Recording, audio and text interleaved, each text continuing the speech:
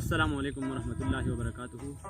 ناظرین لکه څرنګه بلې ویډیو کې تاسو ته موږ ویلو چې آینده دپاره موږ روشنخیالي باندې خبره کوو.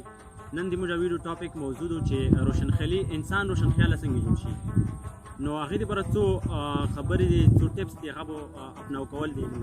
نو هغې پسې موږ به ریسرچ کوو هغې باندې چې څنګه هغه خپلې زندګۍ کې موږ اپلای کړو خپلې زندګۍ. نمبر 1 ټول نه اول خبره دا ضروري ده چې انسان توقعات نه لري. انسان څومره ډیلنګ د خلکو سره توقعات ختم کی، بس الله تعالی باندې یقین تا ارزه بوشي. ګوره که ته چا باندې مطلب چا نه ته توقع لري، چا نه یو سړي نه توقع لري، هغه کور ته ونه کو هغه سړي، نو خامخا به تو کې چړ چړاپن وشي، لالچ پر وشي. روشنخیالي دي تو کوم دماغي خیالات دي هغه ډسټرب کیږي، دي سره دي تو چې کوم روزانه معمول ولا خبرې دي تو طبیعت سره خبره ده چې الله ته دی الله په نظر باندې وکسو، مخلوق ته دی مخلوق ولا درجه موږ ویل.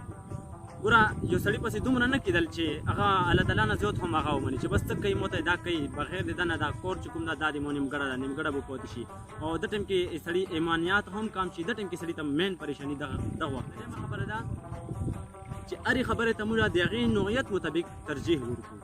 ګوره کله کله موږ یوه معاشرې کې یا عام خپلې زندګۍ کې یوه نیمه خبره دومره اوچته وکړو چې هغه دومره اهم نه وي موږ دپاره، خو که ته هغه دغه وخت کې د هغه امپورټنس هغې خبرې اهمیت ته ونه کړي چې ما دپاره دا خبره اهم دو یا غیر اهم دو، نو دغه وخت کې د تو دپاره پریشانۍ والا ذریعه جوړېدلی شي. ګوره مثال پیش کوو، دې سره وضاحت د دې خبرې کوو. ګوره تو یوې رشتې کې یو کاست ده، هغه باندې تو یو کار واچولو، خدمات دې واچولو، یا دې سره یوه مسله راغله، هغه خبره دې ورسره خرابه شوه، خبره دې تو ورسره خرابه شوه. ګوره ته دوی ځای کې وکسه چې یار دا خبره اهم دو که نه دا د مو رشته اهم دو.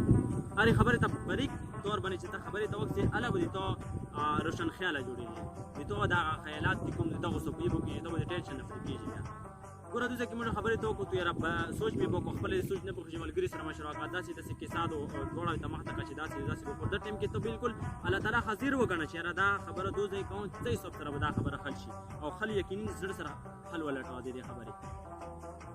نو دوی ځای کې ته دې خبرې ته وکړه یار خبره مې داسې دو، دا خبره دو، دا خبره دو، دا خبره دو، دا خبره دو، دا پېښې دي، او دغه طرف ته رشته دي مو چې شه دو، مثال کې طور باندې تره مې ده، پلور مې ده، یا مې مور دو، یا مې خور دو، یا ایکس وائی زیډ خپلې رشته مې دو نږدې.